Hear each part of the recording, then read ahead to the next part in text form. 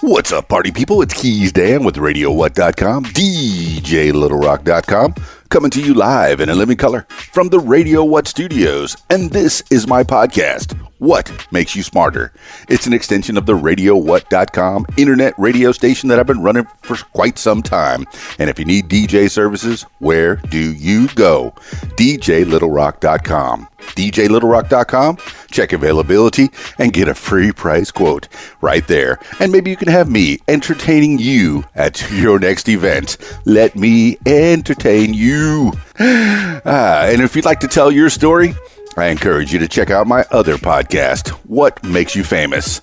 Find it everywhere using the hashtag What Makes You Famous. Let's learn some stuff right here on the program.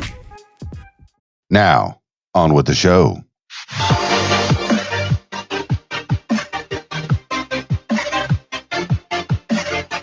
Today on the program, 10 things you need to know today for Thursday, May 7th, 2020. 10 things you need to know today. Number 1, Trump says coronavirus task force to continue indefinitely. President Trump reversed course on Wednesday and said the White House coronavirus task force would, quote, continue on indefinitely, end quote.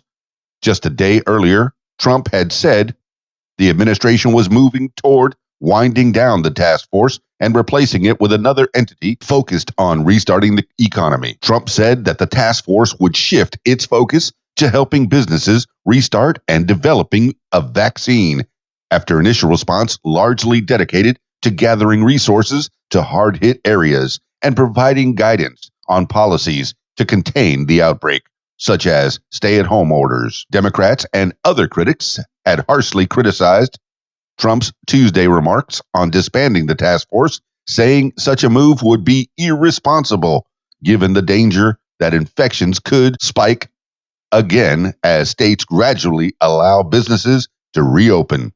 This is according to USA Today.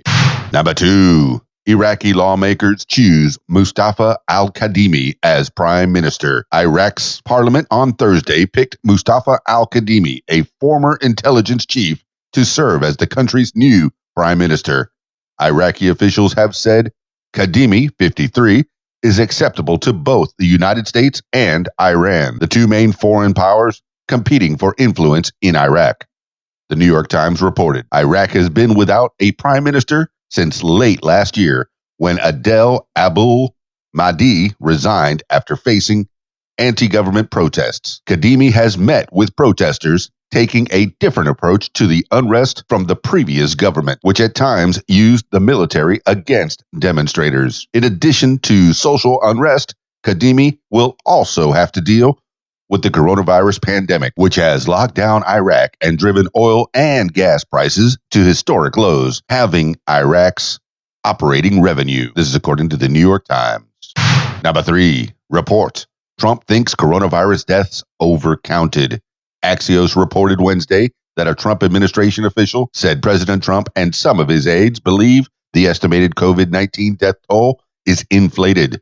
The official said he expects Trump to start publicly questioning the count. Public health experts believe that the running tally of U.S. deaths from the novel coronavirus, which stood at 73,431 early Thursday, is too low due to a lack of testing and the fact that many people who died at home were not counted. There's no evidence the number of fatalities has been exaggerated, but states don't have consistent methods for estimating the toll. So the national numbers are widely seen as a rough estimate. In April, the top U.S. infectious disease expert, Dr. Anthony Fauci, called claims that the coronavirus toll was being inflated by unrelated medical conditions, quote, conspiracy theories, end quote. This is according to Axios and The Guardian. Number 4, April payrolls dropped by record 20.2 million jobs. American businesses cut 20.2 million jobs in April as the coronavirus crisis forced widespread shutdowns, according to the ADP National Employment Report released Wednesday. The private sector payroll losses were the worst ADP has reported since it started tracking the jobs numbers in 2002. Previously, the worst month was February 2009, when private payrolls dropped by 834,665. Quote, job losses of this scale are unprecedented, end quote. ADP Research Institute co-head Ahu Yildirimaz said the April total alone was more than double the total losses during the Great Recession, and the report doesn't reflect the full scale of the losses. The report is based on a sample from the week of April 12th. More than 30 million Americans filed initial unemployment claims in 6 weeks. This is according to CNBC. Number 5, Ruth Bader Ginsburg discharged from hospital. Supreme Court Justice Ruth Bader Ginsburg was discharged from Johns Hopkins in Baltimore on Wednesday after ongoing treatment for a gallbladder infection. Quote, "She is doing well and glad to be home," end quote, the court said in a press release. Ginsburg, 87, will return to the hospital over the next few weeks for outpatient follow-up and a non-surgical procedure to remove the gallstone. Ginsburg participated in the court's virtual hearings from her hospital room as justices heard oral arguments in several cases by phone as a safety precaution due to the coronavirus pandemic. Ginsburg received radiation treatment last year for a cancerous tumor on her pancreas. In December, she underwent surgery for lung cancer. This is according to NPR.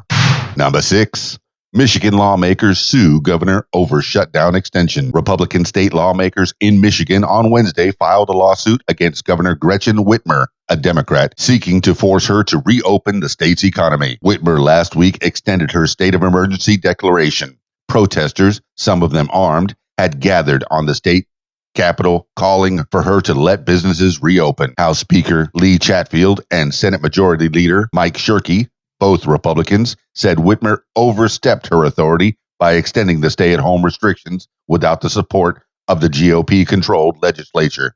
Quote, "We've attempted to partner with our governor, but she's rejected," end quote. Chatfield tweeted, "Michigan has been one of the states hit hardest by the coronavirus." This is according to Fox News.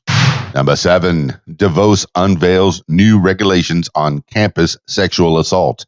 Education Secretary Betsy DeVos on Wednesday issued new regulations on sexual assault at colleges and schools designed to increase protections for people accused of sexual harassment and assault on campus.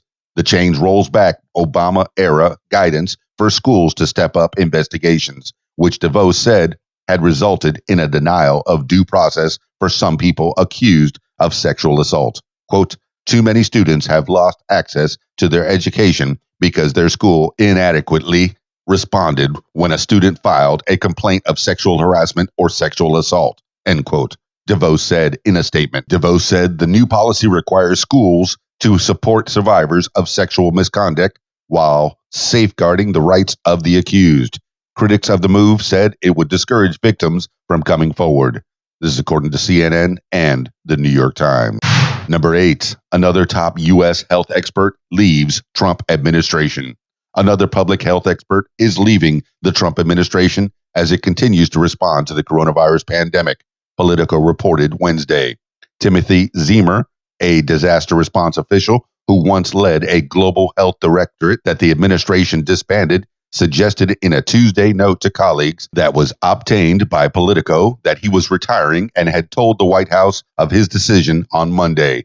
Quote, "After 50-plus years of service to my country, it is now time for me to move on to the next phase of my life," end quote. The former Navy Rear Admiral wrote in the note, quote, "It will be difficult for me to be sitting in the bleachers observing your life-saving and significant efforts around the world. But be assured I will be an advocate and voice for all you are doing," end quote. This is according to Politico.